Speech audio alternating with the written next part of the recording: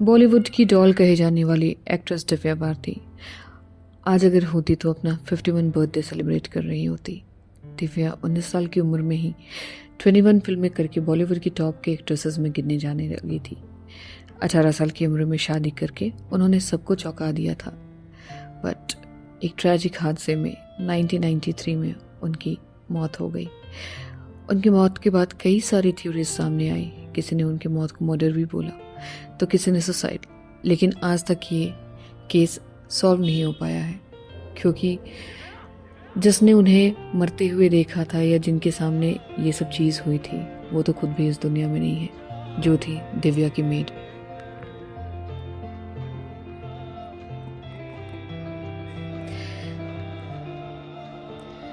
सुनने में आया है कि दिव्या की मेड जो उस समय उनके साथ थे जिस वक्त दिव्या की मौत हुई, उस मेड की भी मृत्यु सिर्फ 1 महीने बाद ही हार्ट अटैक से हो गई। कहते थे कि दिव्या उनके सपने में आती थी, जिसके डर की वजह से उनको ये हार्ट अटैक आया। 1993 आने तक 21 फिल्में पर दिव्या बॉलीवुड की टॉप की एक्ट्रेसेस में काउंट होने लगी थी। उस समय श्रीदेवी और जूही चावला का बहुत ही ज़्यादा कमांड था बॉलीवुड पे, लेकिन किस्मत को शायद कुछ और ही मंजूर था।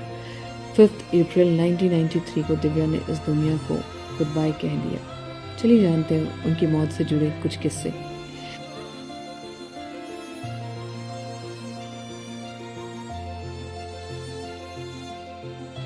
पाँच अप्रैल 1993 को दिव्या हैदराबाद से मुंबई दोपहर के बाद घर को लौटी थी।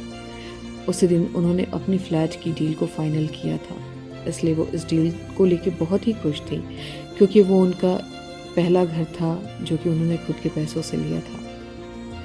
उस समय वो वर्सोवा के तुलसी अपार्टमेंट में 5वें फ्लोर पर किराए पर रहती थी, जो कि उनके हस्बैंड साजिद नाडियाडवाला ने उन्हें दिलाया था।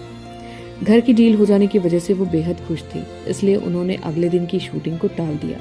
तभी शाम को अचानक उनके पास फैशन डिज़ाइनर नीता लुला का कॉल आया कि वो फिल्म आंदोलन की ड्रेस को फाइनल करने के लिए उनसे मिलना चाहती है। दिव्या और नीता काफ़ी अच्छी फ्रेंड्स रहीं, काफ़ी स्ट्रॉन्ग फ्रेंडशिप थी दोनों के बीच में, तो उन्होंने कई सारे फिल्मों में दिव्या की ड्रेस को डिज़ाइन किया था।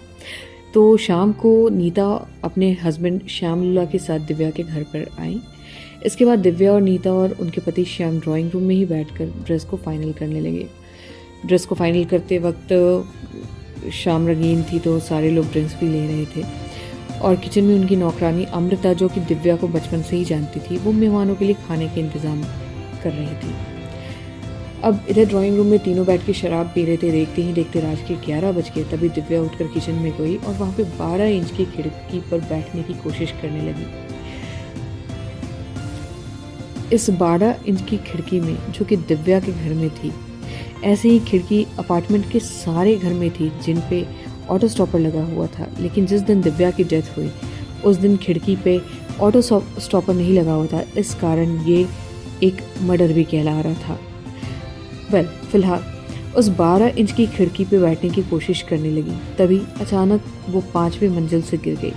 वो जैसे ही गिरी, उनकी नौकरानी तेज तेज चिल्लाने लगी, और तभी ड्राइंग रूम में बैठे नीता और श्याम लुल्ला भागकर नीचे गए। इसके बाद दिव्या के पास के कूपर हॉस्पिटल में ले जाया गया। अस्पताल ले जाते वक्त वो जिंदा थी, लेकिन वहाँ पहुँचने से पहले ही उनको मृत घोषित कर दिया गया। कहानी में ट्विस्ट ऐसे आती है कि गौर करने वाली बात यह है कि उस खिड़की पर उस दिन ग्रिल नहीं लगा था। खिड़की के नीचे पार्किंग लॉन था जहाँ पे रोज गाड़ियाँ खड़ी होती थी, लेकिन उस दिन वहाँ एक भी गाड़ी खड़ी नहीं थी। पोस्टमार्टम रिपोर्ट में दावा है कि मौत एक्सीडेंट थी। दिव्या की मौत की खबर पूरी इंडस्ट्री में फैल गई।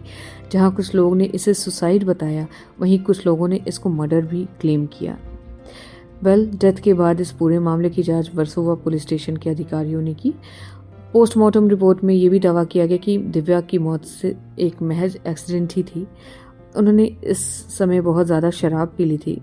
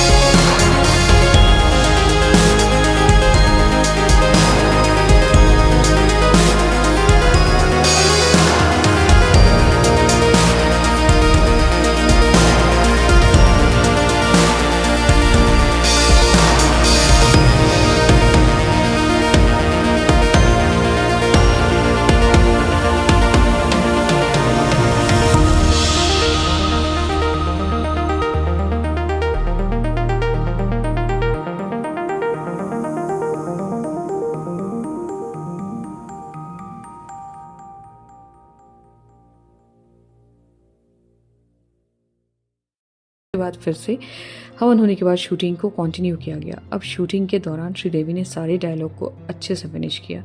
फिल्म रिलीज होने के बाद लाडला उस साल की सुपर डुपर हिट फिल्म रही और साल की सबसे ज़्यादा कमाई करने वाली फिल्म बनी, जिसकी 13 करोड़ टिकट लगभग भी बिक चुकी थी। आइए जानते हैं दिव्या भारती के लाइफ से जुड़े कुछ पहलू। दिव्या का जन्म 25 फरवरी 1974 को मुंबई में हुआ था। दिव्या के फादर का नाम ओम प्रकाश भारती और मदर का नाम मीता भारती है। दिव्या के 2 भाई बहन हैं, जिसमें एक का नाम कुणाल और बहन का नाम पूनम है, और बहन जो है वो उनकी सौतेली बहन है। एक बार बचपन में ही दिव्या को माँ ने कार के बोनेट पे बैठा दिया था, तो एक शख्स ने उनसे पूछा कि ये गुड़िया कितने की है और कहाँ से ली है। तब दिव्या की माँ ने हंस के बोला कि ये मेरी बेटी है, ये गुड़िया नहीं है। एक्चुअली वो सिर्फ गुड़िया ही जैसी दिखती थी, तो इसलिए उनको बॉलीवुड में सब लोगों ने बॉलीवुड की गुड़िया का नाम दिया था। दिव्या शुरू से ही पढ़ाई में एक मीडियोकर रही थी, एवरेज स्टूडेंट थी। एवरेज भी नहीं थी, एक्चुअली लो देन एवरेज ही थी। पढ़ाई में कमज़ोर रहती थी वो, इस कारण उन्होंने फिल्मों में हामी भरी। पढ़ाई की बात करें तो दिव्या इसमें बिल्कुल कमज़ोर थी। जैसे तैसे करके वो बस पास हो जाती थी। यही एक बड़ी वजह रही कि उन्होंने पढ़ाई छोड़ एक्टिंग में आने का फैसला किया।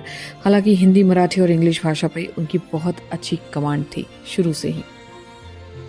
आइए जानते हैं कि दिव्या को डेब्यूट कौन से मूवीज़ में करनी थी और कितनी फिल्मों की उनको ऑफर्स मिले और उसमें से उन्हें किसी वजह से उनकी डीलिंग्स नहीं हो पाई।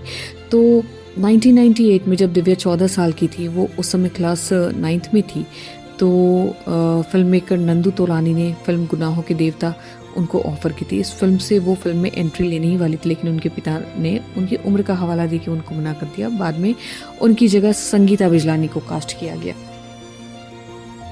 इसके बाद कुछ ही दिन बीते थे कि एक वीडियो लाइब्रेरी में गोविंदा के भाई कीर्ति कुमार ने दिव्या को देखा। दिव्या को देखते ही वो उनकी ब्यूटी पे बिल्कुल मोहित हो गए। फिर कीर्ति कुमार ने उन्हें फिल्म राधा का संगम में गोविंदा के साथ कास्ट करने का मन बना लिया।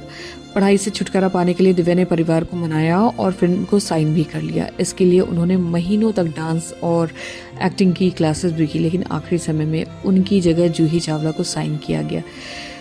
फिल्म में उन्हें निकाले जाने पर कई तरह के कयास भी लगाए गए। कुछ का कहना था कि फिल्म के डायरेक्टर एक न्यू कमर पर रिस्क नहीं लेना चाहते थे, लेकिन कुछ का ये भी कहना था कि दिव्या और गोविंदा का अफेयर शुरू हो गया था। तो इस बात पर कीर्ति कुमार को उन्हें दिव्या भारती को हटाना पड़ गया। पहली फिल्म में टॉलीवुड पे वो छा गई थी। 1990 में रामाया नायडू अपने बेटे वेंकटेश को लेकर फिल्म बोगली राजा बना रहे थे।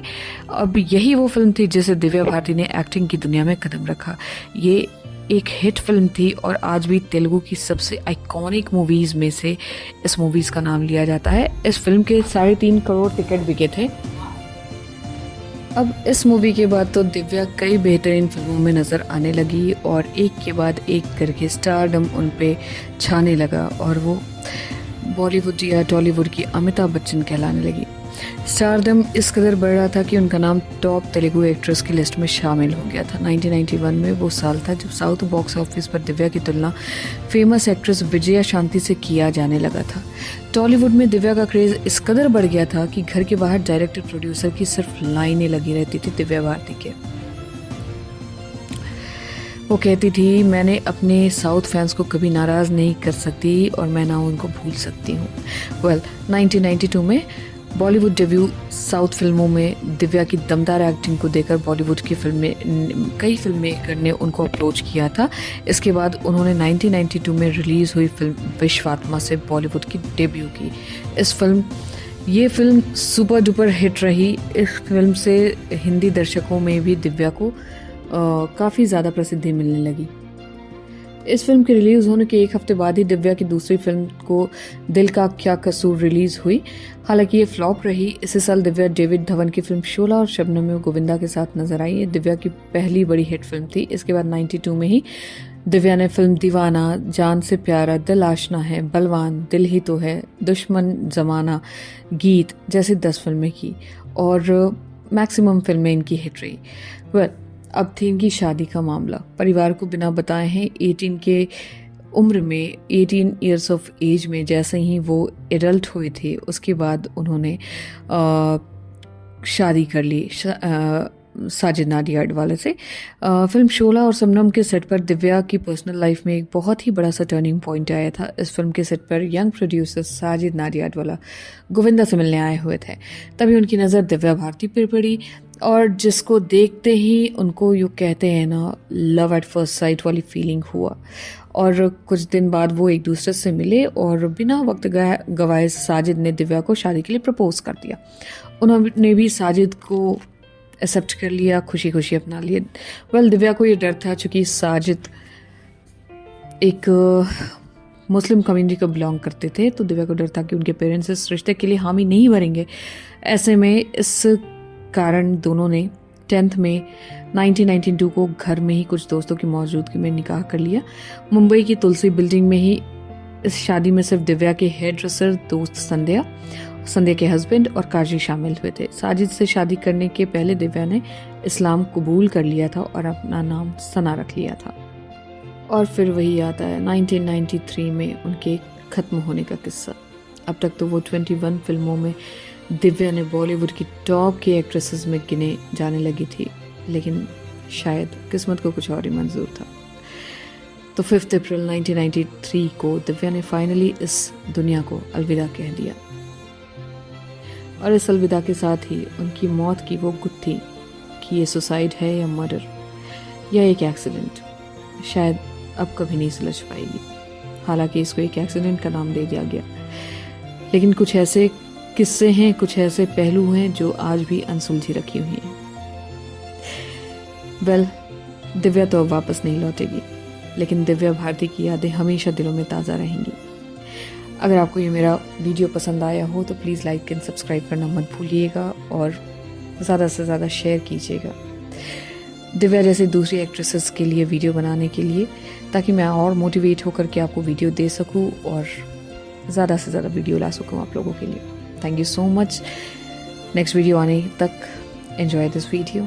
सो good bye and enjoy. Divya बहुत इनोसेंट थी, उसको गरीबों से बहुत प्यार था और बच्चों से बहुत प्यार था। आज भी दिव्या का बर्थडे होता है तो मैं चॉकलेट्स खुद बनाती हूँ। स्कूल्स में, म्यूनसिपल स्कूल्स, कॉन्वेंट स्कूल्स साथ नज़दीक के, पूरे बहुत सारे चॉकलेट्स उनको बांट देती हूँ क्योंकि उसको बच्चों से बहुत प्यार था। उसके घर के पास एक नर्सरी थी, वहाँ से बच्चों को ले जाती थी मार्केट में, टॉयज शॉप में जाकर उनको टॉयज खरीद के देती थी। उनको बच्चे बहुत पसंद थे। बुरी तरह से याद है। I signed the autograph and my mom said, अरे पहला ऑटोग्राफ साइन किया लड़की का नाम तो पूछ। She's a school going kid, मेरे से भी छोटी थी। If I was 14, she was probably 10. तो श्री इधर आओ, तुम्हारा नाम क्या है? She just looked at me and she walked away. कचरा हो गया मेरा खड़े। Chwatma, again, you know, fabulous song. You and Aziz are coming back, but Divya Bharti was also part of that thing, launching a new face. That song became like, आज भी हम दिव्या भारती की बात करेंगे तो सात समुंदर पार is always remembered. How was working with her? How was she? We don't know, हम कभी मिले नहीं है, जानते नहीं है, but how was she as a person? She was a wonderful human being. Again, very childlike, एकदम बच्चों की तरह। Yeah, young age जो star. उनकी हम We were the same age, एक ही उम्र के होंगे हम, बट उनमें जो कशिश थी ना, जो उनकी आंखों में कशिश थी, वो मैंने किसी एक्ट्रेस में मैंने तो नहीं देखी थी। और ना she used to dance also, उनका डांस भी इतना बेहतरीन और एफर्टलेस था। जब हम सात समुंदर पार की शूटिंग कर रहे थे, वो हार्डली एनी रीटेक्स देती थी।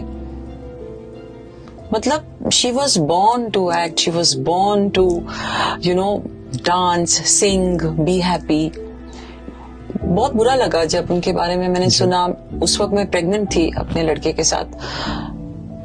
ऐसा लगा जैसे कोई बहुत बुरा ख्वाब है, जैसे नाइटमेयर नहीं होता, जैसे एक बहुत बुरा ख्वाब। यकीन नहीं आया जो हुआ उनके साथ।